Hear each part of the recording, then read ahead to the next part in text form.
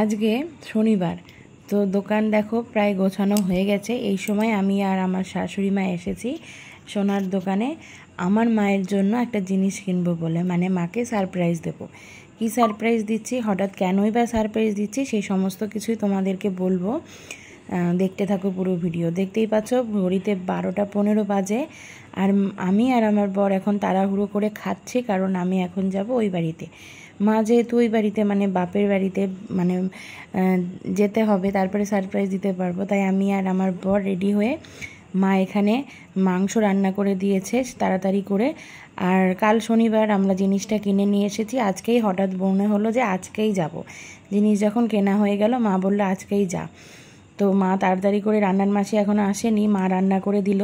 এর আগে মার হাতের মাংস অনেকবারই খেয়েছি, তবে সেই দিনের রান্নাটা যেন অপূর্ব ছিল। আজকে ভিডিও এডিট করতে গিয়েও মনে পড়ে গেল। তারপরে খাওয়া দাওয়া করে আমি একটু স্টাইল মেরে নিলাম, আর মাকে ডাকলাম যে আসো একটু ভিডিওতে, তোমাকে একটু দেখায়, হাই করে দাও, আমাকে একটু আদর করে দাও। আর ওই যে ব্যাগ ওখানে গুছিয়ে রাখা আছে, আর আমার বর আমাকে দিয়ে চলে আসবে, আবার এই সময় যাবে ও বাড়িতে, আমাকে দিয়ে আবার চলে আসবে। আমি বারবার বললাম একা যেতে পারবো, কিন্তু যেহেতু সঙ্গে সোনার জিনিস থাকবে, তাই একা ছাড়তে সাহস পেল না।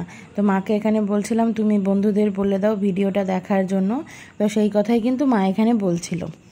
বন্ধুরা তোমরা সবাই দেখো, তোমাদেরও খুব ভালো লাগবে। এই যে বন্ধু, টাটা।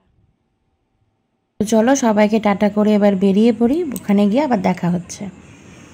তো বাড়িতে এখন চলে এসেছি, ওর হাতে একদমই সময় নেই, ও এক্ষুনি বেরিয়ে যাবে, এসে হাত মুখ ধুয়ে মা এখানে ওকে খেতে দিয়ে দিল, ও খেতে বসে গেছে। আর এখানে আমি বাবার হাত দিয়ে মাকে জিনিসটা দেওয়ালাম। মার কোনো আইডিয়াই ছিল না যে হঠাৎ করে আমরা এসেছি, তার মধ্যে আবার মার জন্য গিফট নিয়ে এসেছি। মা যে কতটা অবাক আর খুশি হয়েছে সেটা তো মার মুখ দেখেই বুঝতে পারছো, আর বাবাও সাথে কিন্তু খুশি হয়েছে। আর এখানে মাসি আর আমার মাসির মেয়ে বোন এরাও কিন্তু এসেছিল, তো সবার সামনেই দিলাম, বৌদি ছিল সাথে। আর এখানেও খাচ্ছে, ঘেমে একসা হয়ে গেছে, ওকে দেখেই তখন খারাপ লাগছিল, কারণ এই 12:30টায় আমরা রওনা দিয়েছিলাম। বুঝতেই পারছো 4 ঘন্টার রাস্তায় এসেছি, আবার একটুখানি আধ ঘন্টা মতো বসে আবার ফিরে যাবে, শুধুমাত্র আমাকে দেবে বলে আর শাশুড়ি মাকে সারপ্রাইজ দেওয়ার জন্য আমরা কিন্তু অত দূর থেকে এইভাবে, বিশেষ করে ও ছুটে এসেছে। তো এখানে ও খাক, আর আমি বাবাকে বললাম যে মাকে একটু হাঁটু গেড়ে প্রপোজ করে দাও জিনিসটা। I love you too. I love you too.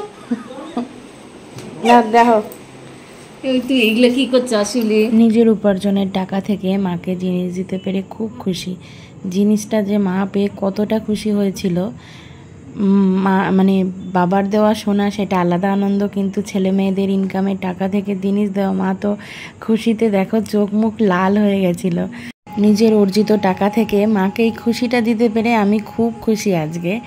R November মাসে মার হচ্ছে জন্মদিন, এই বছর প্রথম জানতে পেরেছি, এতদিন আমি জানতাম না মার কবে জন্মদিন, তাই প্রথম থেকে ইচ্ছে ছিল মাকে একটু সারপ্রাইজ দেওয়ার, এই বছর প্রথম যেহেতু জানতে পেরেছি একটু অন্যরকমভাবে সেলিব্রেট করার। তো সেই কারণে, আর সামনে যেহেতু পুজো আসছে, তো যাতে পড়তে পারে পুজোর মধ্যে, সেই জন্যই কিন্তু আমি এই সময় এসে দিয়ে গেলাম। আর জিনিসটা যেহেতু কেনা হয়ে গেছে, মা বললো শিগগিরই যাও মাকে গিয়ে দিয়ে আসো, আর দেরি করো না। আর প্রথমে না আমি যে এই শাখা বাঁধানোটা পছন্দ করেছিলাম, আর মাকে ওকে যখন জানালাম তখন ওনারা দুজনেই বলল যে দেবে যখন তোমার বাজেটের মধ্যে যেটা সব থেকে বেস্ট হবে সেটাই মার জন্য কিনো। তো তারপরে কিন্তু 3 জনা গিয়েই ওইটা পছন্দ করেছি, দিয়ে মার জন্য নিয়ে এসেছি। এখন সন্ধে 8টা মতো বাজে, আমার বড় এখন বাড়ি পৌঁছে গেছে, আর আমি ঘুম থেকে উঠে আমার দিদির ছেলে ওর সাথে কিন্তু একটু খেলা করছিলাম। তো এত দূরে এসেছে, একটু বসতে পারিনি, আবার বাড়ি ফিরে গেল, মনটা ওই জন্য ভালো লাগছিল না। বাড়ি পৌঁছে গেছে, এখন একটু নিশ্চিন্ত লাগছে। তোমরা সবাই ভিডিওটা দেখে জানিও ডিজাইনটা কেমন হয়েছে, আর ব্লগটা কেমন লাগলো সেটাও কিন্তু অবশ্যই জানিও। আর এই যে মাকে সারপ্রাইজ দেওয়া, এই জিনিসটা কিন্তু সম্ভব হতো না যদি না আমার শাশুড়ি মা আর আমার বর আমার সাথে থাকতো। তো চলো আজকের মতো ভিডিওটা এই পর্যন্তই, টাটা।